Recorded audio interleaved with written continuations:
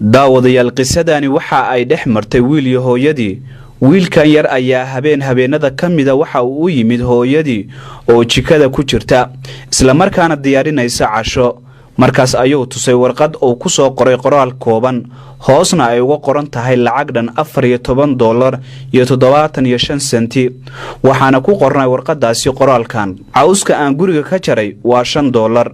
qolkayga oo aan hagaajiyay isbuucan waa $1. baqaarka aan u aaday adiga darta waa 50 senti. cunuga yar ee aad iiga tagtay markii aad suuqa aadayna waa 25 senti. qashinka amba wasaqda aan bannaanka geeyana waa $1. natiijada fiican ee aan iskuulka ka keenana waa $5. hagaajinta daraadda guriga aan u hagaajiyey waa $2 iyo 25 senti. dhammaanna haddii aan isku daro lacagtaasi waxa ay noqonaysaa $14 iyo 75 senti.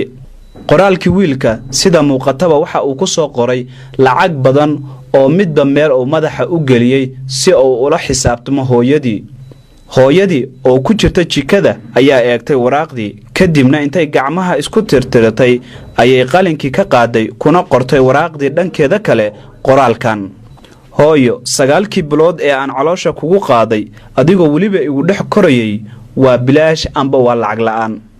habeenadii badnaa ee aan kula istaagayay oo aan ku daaweynayay oo weliba aan ku nuujinaya ama aan ku jaqsiinaya naaskayga waa lacag la'aan ama waa bilaash. dhibka badan ee aan kula soo maray oo hinta badan ee adiga dartaa iiga timid iyo sidoo kale waxyaabo badan oo aanan soo koobi karin oo aan kula soo maray hooyo waa bilaash. cabsida badan ee aan kula soo maray iyo walwalka aan ka qabay in wax ku gaaraan amba dhib oo ku gaaro ama wax uun ay ku soo food saaraan oo culays adiga naftaada ku ah hooyo, walwalkaasi iyo dhibkaasi aad isoo marsiisay dhammaan waa bilaash. waxyaabihii aad ku ciyaari jirtay ee aan kuu soo gaday, dhaqidii dharkaada iyo qubayskii aan kuu qubay jiray iyo sidoo kale barbaarintaadii iyo boodbootintaadii dhammaantood hooyo waa bilaash. hooyo, intaasi in kaleba markaad isku darto jacaylka aan kuu qabo waa bilaash. hooyadii oo ilmaynaysa ayaa intaasi waxa ay ku soo koobtay hadalkii amba jawaabtii wiilkeeda ay u celisay oo weliba ay ku qortay waraaqda qaybteeda kale. waa qaybtii asagoo uu qoraalkaasi ku soo qoray maana qaybta kale. markuu akhriyay qoraalkii wiilkii oo hooyadii ay waraaqdii ku celisay ayuu ooyay, maadaama ay hooyo tustay amba ay dareensiisay waxyaabo badan oo ay soo marsiisay amba uu soo marsiiyey isagu.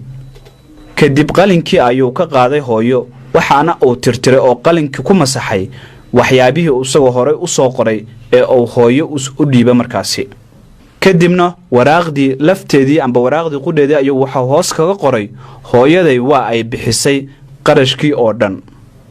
muhiimaduna waxa ay tahay daawadayaal in aad fahamtaan ulajeedka qisadan iyo sheekadan dhex martay wiilkaas yar iyo hooyadii.